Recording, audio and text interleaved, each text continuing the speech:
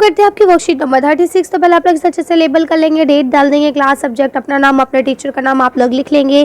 Good morning मेरे प्यारे बच्चों, कैसे हैं आप सब? उम्मीद करती हूँ आप लोग अच्छे होंगे। चलिए हम पढ़ना शुरू करते हैं। तो आज आपकी साइंस की वर्कशीट आई है। इसमें आज हम लोग बल और दाब यानी कि आपका फोर्स एंड प्रेशर के बारे में पढ़ेंगे। तो देखिए यहाँ लिखा है, हमने सीखा कि किसी वस्तु पर एक ही दिशा में लगाए गए बल जुड़ जाते हैं, इसीलिए दिशा में बल लगाते हैं उसे हम क्या कहते हैं बताना ज़रूरी है। यानी कि अब देखिए क्या बोलते हैं कि आपको पता है कि अगर जिस दिशा में यहाँ लिखा है ना, किसी वस्तु अगर कोई दिशा में जा रही हो उसी में ही बल जोड़ दिया जाए तो वस्तु और तेज़ी से आगे बढ़ जाएगी, है ना।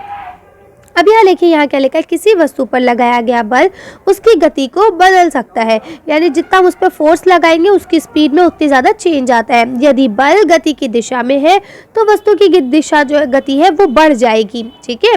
यानी अगर उसी की दिशा में लग रहा है तो इसकी स्पीड तेज़ हो जाएगी। यदि बल गति की दिशा के विपरीत है यानी उल्टी दिशा में है तो वस्तु की जो गति है वो कम हो जाएगी, ठीक है, यानी स्लो हो जाएगी क्योंकि अपोजिट फोर्स लगेगा उसमें।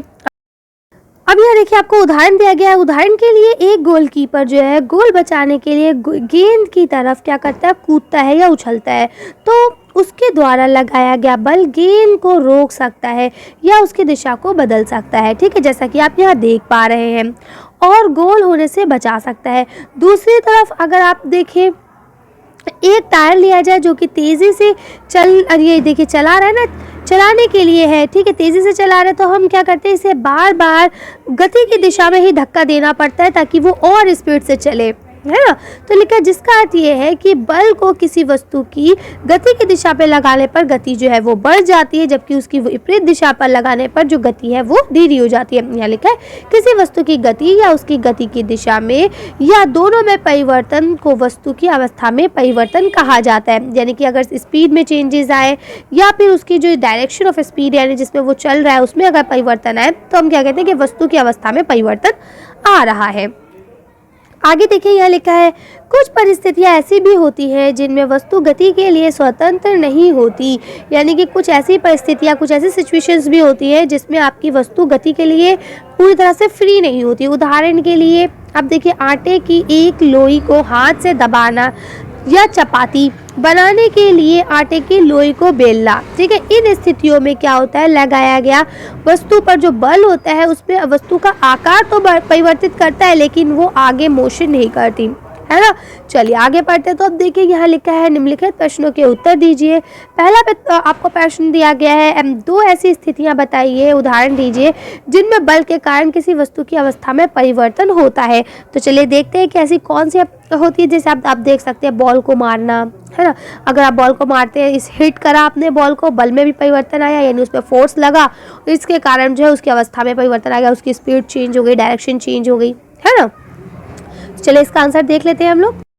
आप इसका आंसर यहाँ से लिख सकते हैं कि मेज़ को धक्का देना या गेंद को फेंकना, ठीक है। तो ये दोनों आपके इसके एग्जाम्पल में हो जाएंगे। चलिए अगला क्वेश्चन पढ़ते हैं। अभी आपका दूसरा क्वेश्चन यहाँ लिखा हुआ है, निम्नलिखित स्थितियों में बल के प्रभाव को पहचान कर लिखिए। तो अब देखिए क्या होता है, आकार में परिवर्तन होता है या गति में परिवर्तन होता है या फिर दिशा में परिवर्तन होता है, ठीक है। तीन स्टेट हो सकती है किसी चीज़ की।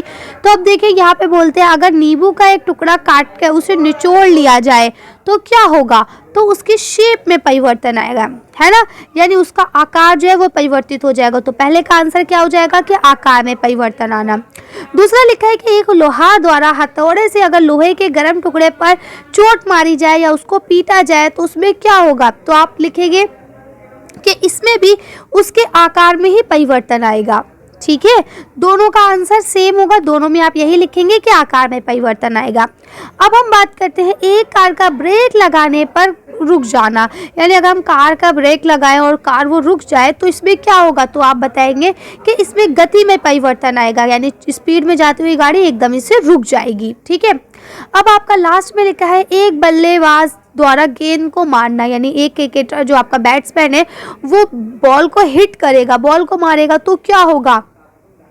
तो आप बताएंगे कि उसका डायरेक्शन जो है यानी जो उसकी दिशा है उसमें परिवर्तन आ जाएगा, यानी उसकी डायरेक्शन चेंज हो जाएगा।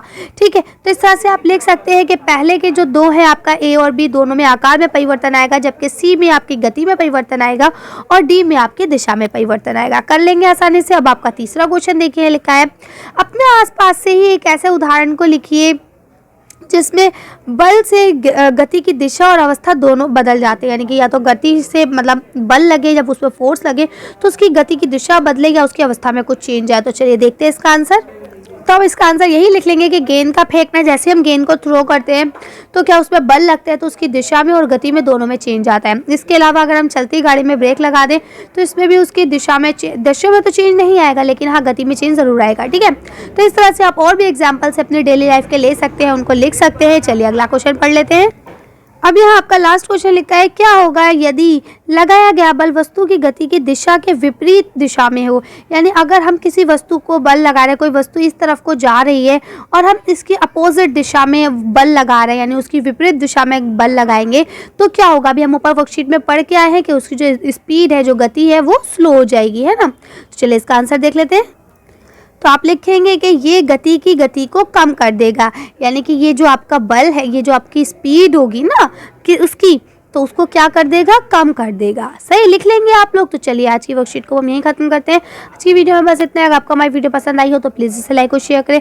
अगर अभी तक आपने हमारे चैनल को सब्सक्राइब नहीं किया तो प्लीज़ मेरे चैनल को सब्सक्राइब करें। Thank you for watching.